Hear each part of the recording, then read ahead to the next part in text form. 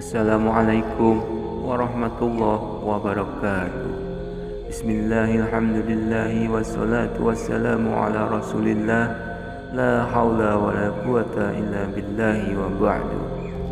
Saudaraku seiman, di kesempatan kali ini saya akan membahas tentang kisah iblis yang mentaklukkan seorang ahli ibadah. Kisah yang dinukilkan dari kitab Sa'atan karya Syekh Mahmud Al-Masyri berikut menjelaskan tentang pentingnya keikhlasan dan ancaman godaan duniawi. Lalu bagaimana kisah iblis yang mentaklukkan seorang ahli ibadah? Silakan simak video ini sampai akhir. Semoga bermanfaat.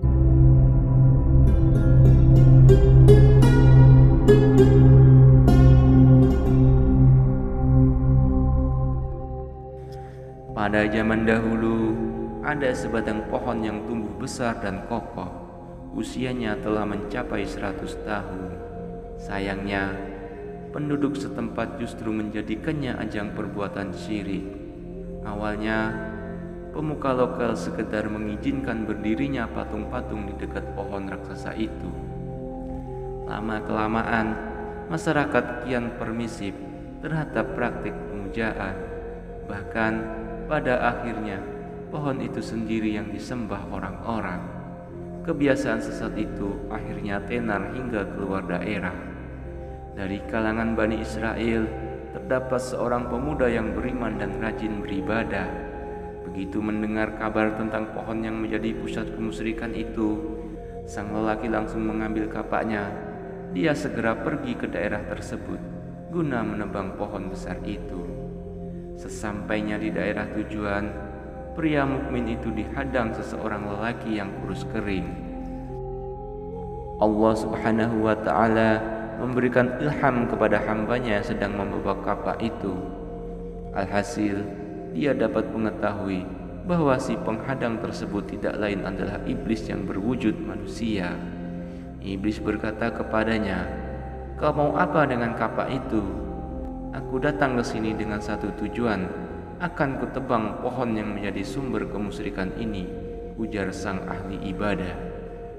"Kau tidak akan bisa melakukannya sebelum menghadapi aku terlebih dahulu," ujar iblis sembari memasang kuda-kuda.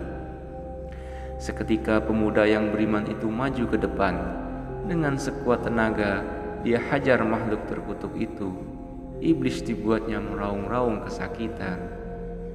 Melihat lawannya terkapar, remaja Bani Israel itu bersiap melanjutkan perjalanannya. Beberapa meter di dekat pohon laknat itu, dia kembali berjumpa dengan iblis yang masih tampak babak belur. "Kau tidak akan bisa menebang pohon ini. Aku akan mencegahmu dengan segala cara," teriak iblis. Lagi-lagi, pemuda mukmin itu dapat mengalahkannya dengan mudah. Bahkan hampir saja iblis tidak lagi bisa bernapas karena tercekik cengkraman lengan remaja tersebut yang kekar. Dengan napas terengah-engah, iblis memelas kepadanya. "Tunggu dulu, dengarkan aku. Adakah lebih baik bagimu kalau engkau mendapatkan 2 dirham setiap pagi di bawah bantalmu? Engkau akan mendapatkannya itu kalau tidak menebang pohon ini," ujar iblis. "Bagaimana kamu melakukannya?" tanya pemuda tersebut. "Itu mudah saja bagiku. Kalau tidak percaya, pulanglah sekarang. Besok pagi dan seterusnya, engkau akan mendapati 2 dinar di bawah bantalmu setiap pagi," kata iblis. Setelah menimbang-nimbang, lelaki tersebut kemudian berbalik arah. Dia kembali ke negerinya. Keesokan harinya, benarlah apa yang disampaikan lawannya itu kemarin. Ada 2 keping dinar di bawah bantalnya. Uang yang kemilau itu lantas disimpannya di dalam dompet. Begitulah keadaan lelaki Bani Israel itu. Setiap pagi dia selalu menengok di bawah bantalnya. Setiap itu pula dirinya mendapati 2 koin dinar. Dengan senang hati, uang itu disimpannya. Makin hari, makin banyak tabungannya.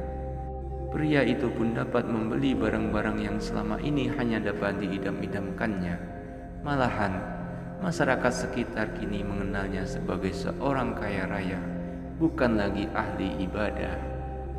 Pada suatu pagi, lelaki itu terkejut bukan kepalang, sebab di bawah bantal tidak lagi didapatinya 2 koin dinar.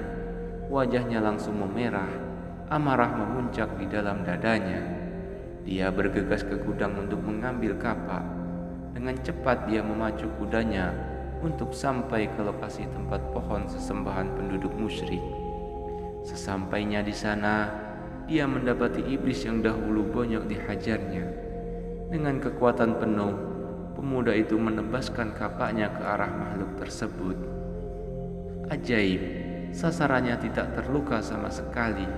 Malahan, kini keadaannya berbalik. Iblis dengan mudah dapat menekuk pemuda itu. Orang Bani Israel tersebut lantas dihajarnya habis-habisan.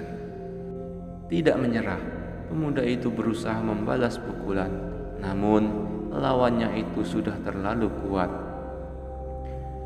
Apakah kau tahu mengapa aku kini begitu kuat? Dahulu engkau datang dan marah karena Allah. Karena itu aku tidak sanggup mengalahkanmu. Lantas aku menipumu dengan uang, sehingga pohon besar ini selamat dari tebasan kapakmu. Sekarang engkau datang dan marah karena tidak mendapatkan 2 dinar pagi ini. Jelaslah aku bisa melumpuhkanmu dengan mudah, kata iblis menjelaskan. Sahabatku seiman, begitulah kisah iblis mengalahkan seorang ahli maksiat dengan tipuan duniawi. Dari kisah di atas bisa menjadi pelajaran buat kita semua. Berhati-hatilah dengan duniawi ini, karena dunia ini sementara dan akhirat selama-lamanya. Mudah-mudahan kita semua selalu dalam lindungan Allah Subhanahu wa ta'ala. Amin ya rabbal alamin. Wassalamualaikum warahmatullahi wabarakatuh.